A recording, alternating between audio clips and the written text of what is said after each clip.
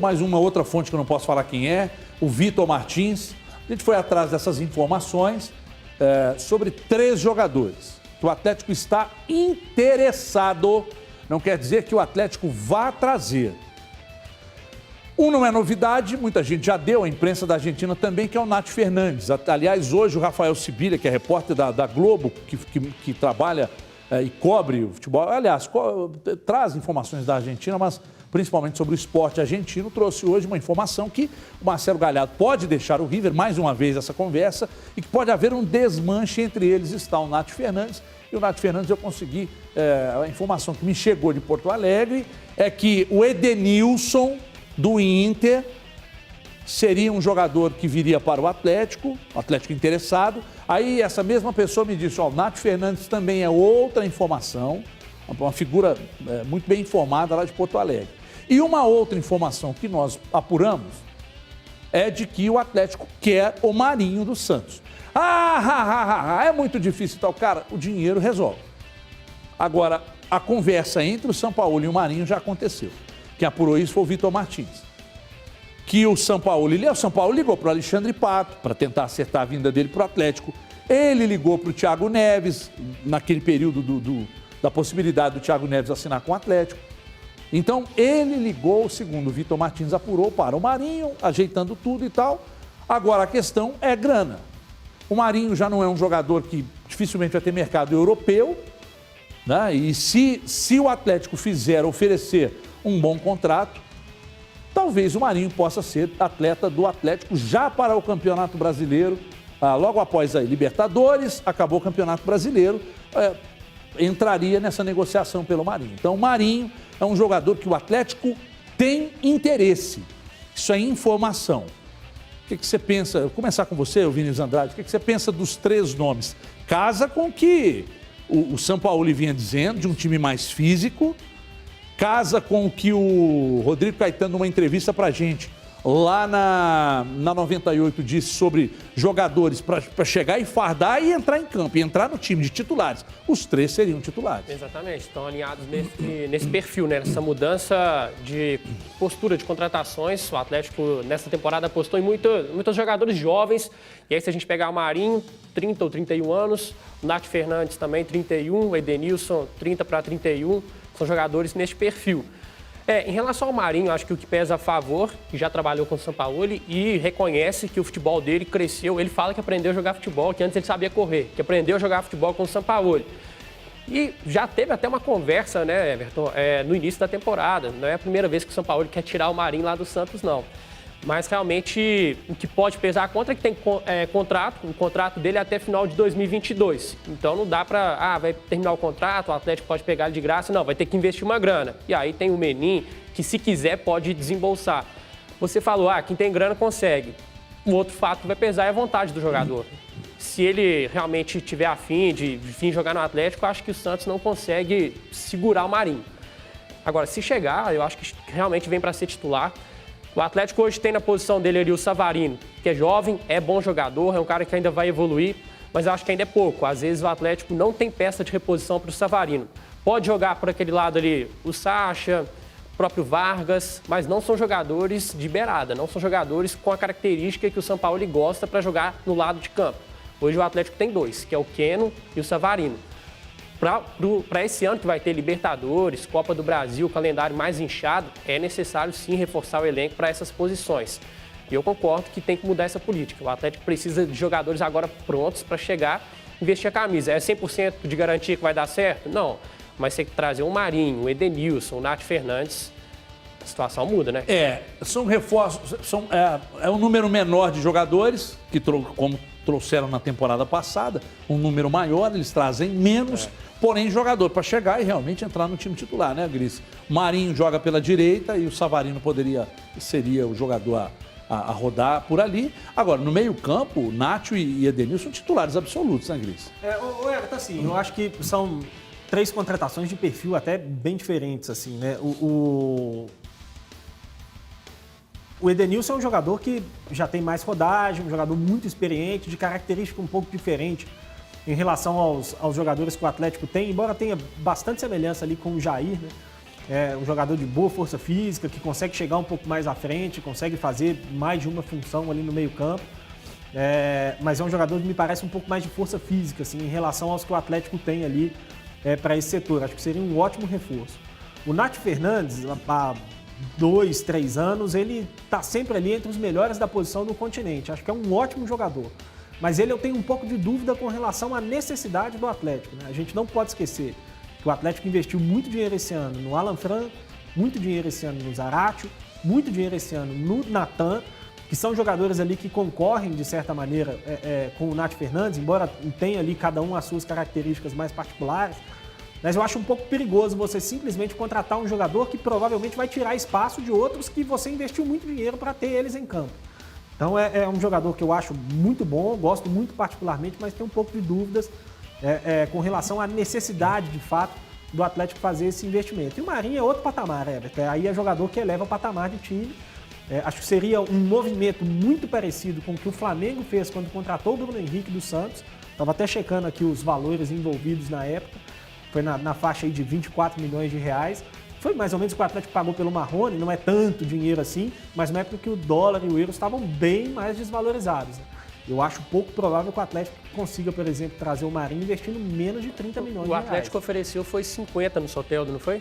Eu não lembro dos valores. Eu não lembro dos valores também. Mas foi uma cifra altíssima. Eu acho que era na faixa de hoje, 35 milhões, mas também o euro 40. Já estava bem mais baixo do que está hoje. Porque hoje o Marinho está mais valorizado que o Soteldo, né? Então, assim, o Santos pediria por aí ou até mais. Mas aí tem uma questão. E se o Atlético propuser troca? Aí depende de quem, né? Exatamente, porque hoje o Atlético tem moeda de troca. Tem. Então, isso poderia, de repente, facilitar. Aliás, dentro da informação que eu apurei, tinha um ponto que até foi destacado.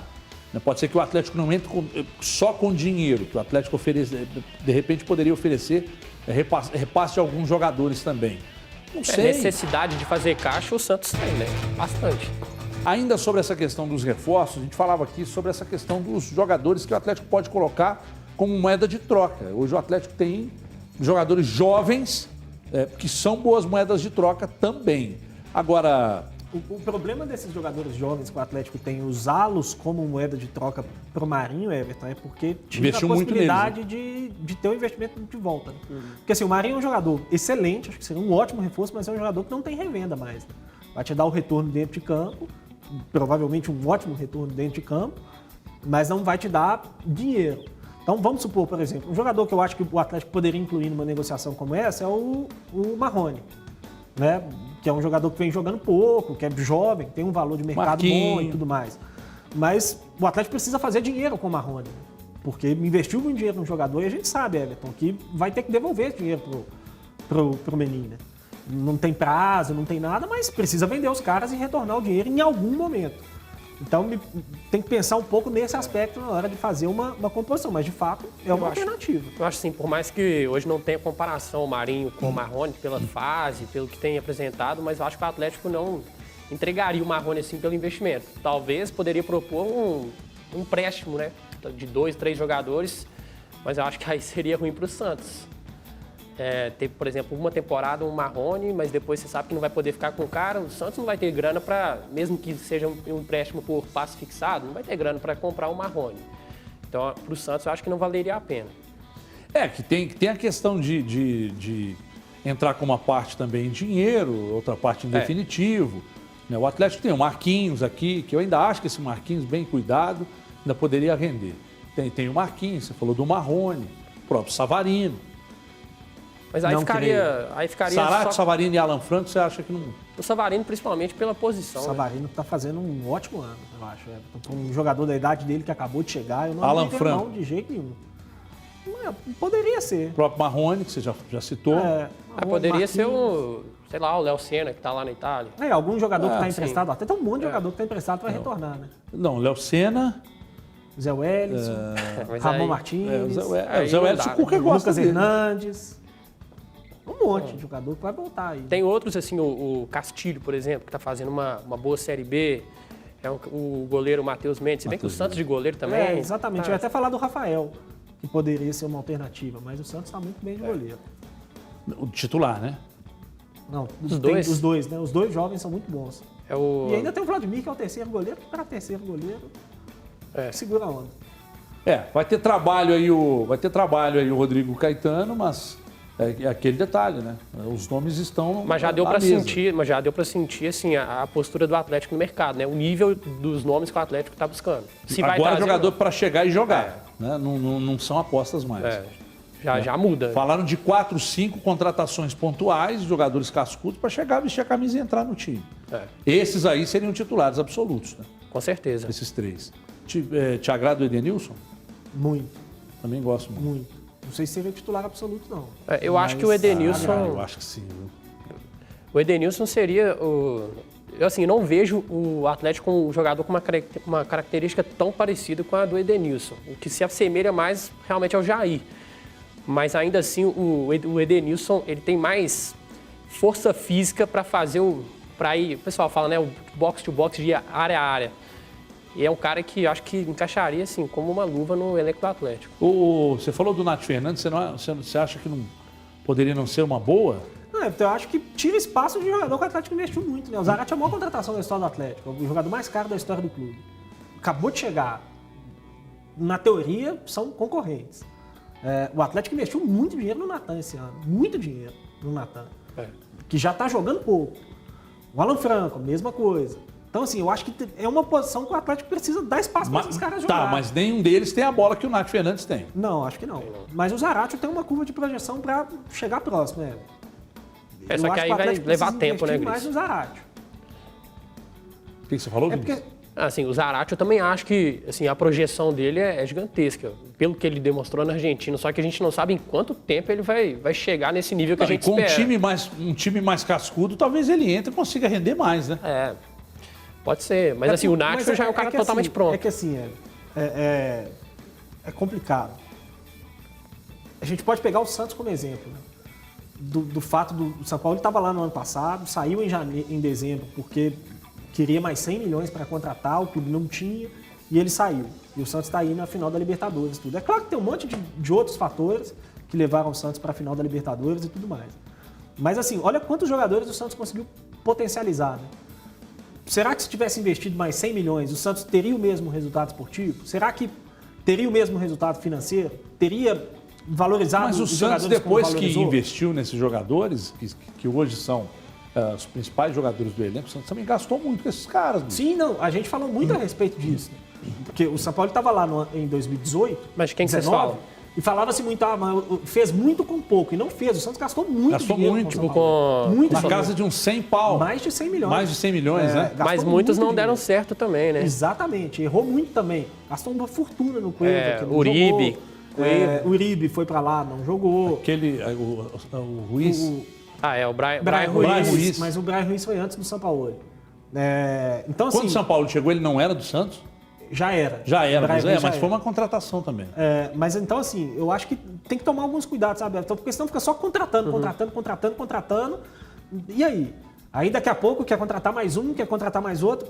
Acho que precisa dar espaço para os jogadores que foram contratados já e que jogaram muito pouco. O Zarate não tem 20 jogos com a camisa do Atlético ainda. E o Atlético tem um time do Sub-20 que está na final do Campeonato Brasileiro, foi sempre finalista da Copa do Brasil.